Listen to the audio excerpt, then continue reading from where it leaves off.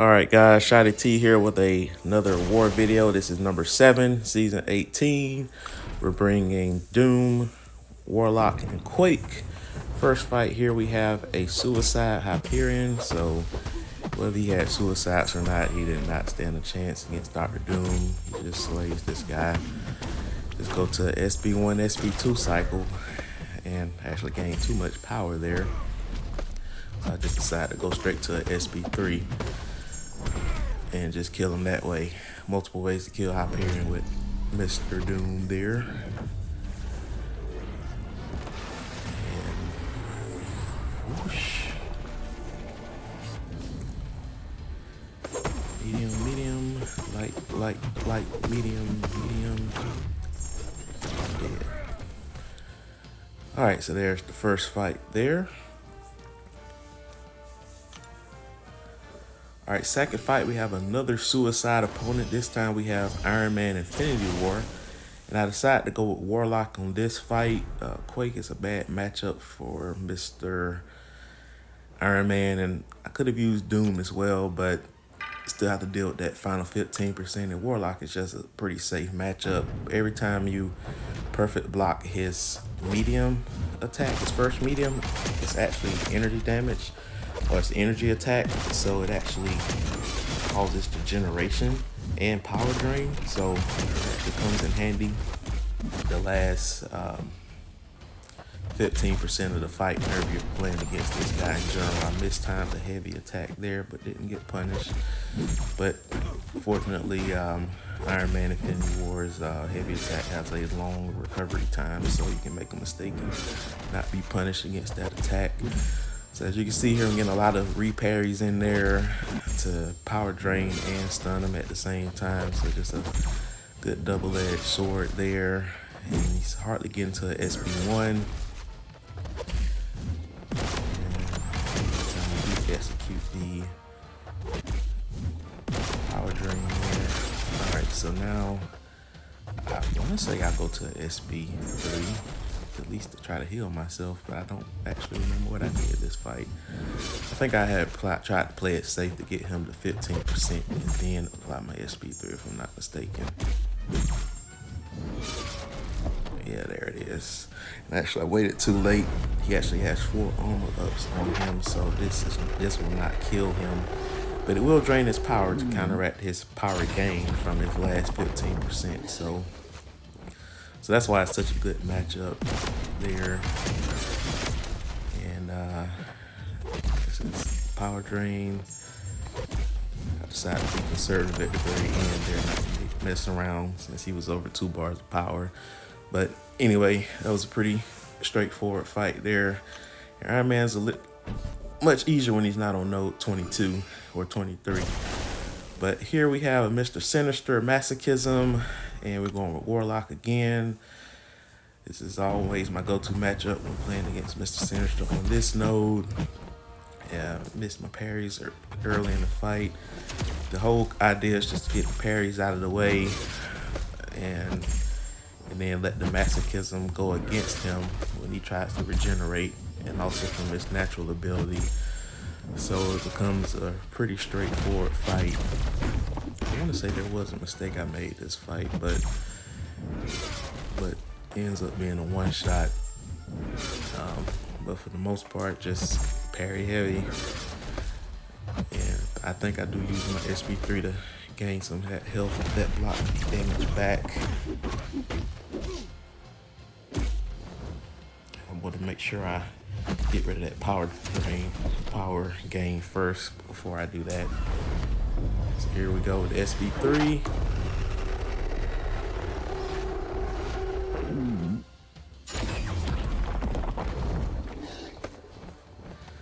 And I didn't want him to execute an SB2, so I decided to back off, keep him from throwing it. Yeah, that was the mistake right there. But it was a small mistake. Now this particular fight, I wasn't very comfortable using Quake just because he goes unblockable, but I probably could have Quaked this fight and would have lost less health than what I ended up losing in this fight with Warlock. But nonetheless, I go with Warlock to try to play it simple. And the main reason why I went Warlock is because this guy also has suicide. So well, my plan went down the drain because he immediately restored that debuff at the very beginning of the fight. So that nixed that opportunity there. So now I just have to rely on suicides from his specials to kill himself instead of the constant poison throughout the rest of the fight. So the idea here is to basically do all light attacks when this rock stacks are active. And I tried to do a light intercept there, but it was just bad execution. And I just totally missed my parry there. So it was just bad altogether. So I decided to go ahead and do it. SP3 is not going to do any damage because he had his rock stacks up, but at least it gets rid of them. And also heal some of my lost health back.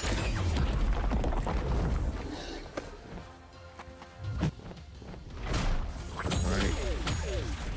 And there's the recoil damage there. Do a little light intercept combo. I should have did it again. And I ended up taking some thorn damage by mistake there. And another recoil damage. And he restores. So I was being extra careful, of course, trying to parry and attack him. He was only SIG 80, so I didn't expect him to like restore every parry. Cause that was my idea, is just to parry him and use that opportunity to get my light combos in. But he restored quite a bit in this fight, oddly.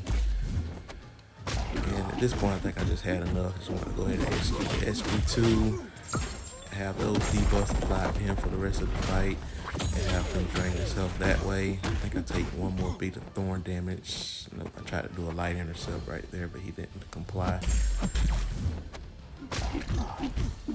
There we go. And one more combo should do it. There we go. All right, so again, the fight could have been smoother, but still a one shot. So the next fight here, we go in with Quake. We decided to go to 30% boost. As you recall, a few wars back, I wasn't boosted and nearly paid for it. So because you have to get kind of lucky with the concussions when they are active when she's supposed to be stunned. Because whenever Claire has a debuff that she's immune to, she gains power. So since she can't stun on this node, anytime her Quake's after charges wear off, if that concussion is not active, she will gain power. So I actually had very bad luck with that a couple of wars ago. But I mean, I didn't die, but it was just kind of, my whole idea is just to Quake and bake and not have to worry about attacking the opponent, because she is a flow opponent as well. So that's the idea, is just not to attack her at all and just Quake and bake. So I think it's a couple of times where she actually does gain some bit of power. There's a little bit right there. So as you can see, I do have quite a margin of error here when it comes to her power gain if the concussion is not active when the aftershock charges wear off. So really don't really have much to worry about, especially since it's a shorter fight with the boost active. So I think I do take like 1 block damage during this fight, but for the most part, it was just a standard Quake fight.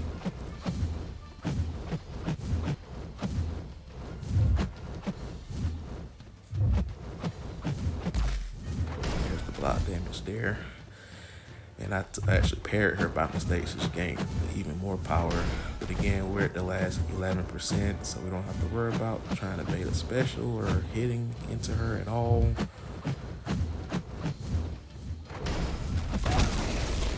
Alright, so that's the end of that fight. So the next fight here, we have a Namor. I could go with Quake, but you know, the longer this fight goes, you know, you can go into that Imperious Rex, and again, I just don't feel like baiting that type of special. So I decided to go with Warlock, and what I decided to do in this particular fight is to showcase you guys a tactic that is very useful against a lot of different defenders, especially that have those long range, like medium attacks that come at you and kind of dive in. So the best way to counter these type of opponents is to dex back and counter light. And Warlock has great reach, so it makes it real easy to do that. But you can do this for pretty much any opponent. Dex back, counter light.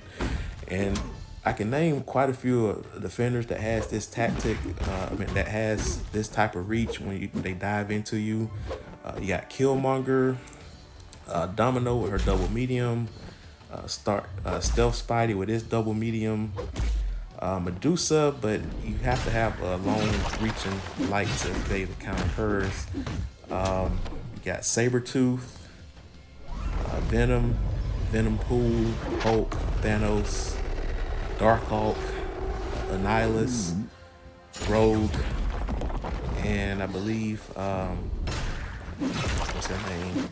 I believe Hit Monkey has it too. His not Hit Monkey, but Tigra in the new event this week, because I realized her medium attack is all over you, so you can easily backdash and counter with a light attack. So I'll show a video in that in case some of you guys are having trouble dealing with Tigra in the event quest. So I may do a separate video on that just to show what I'm talking about with the dash back decks with the medium. So but anyway, that was a pretty standard fight.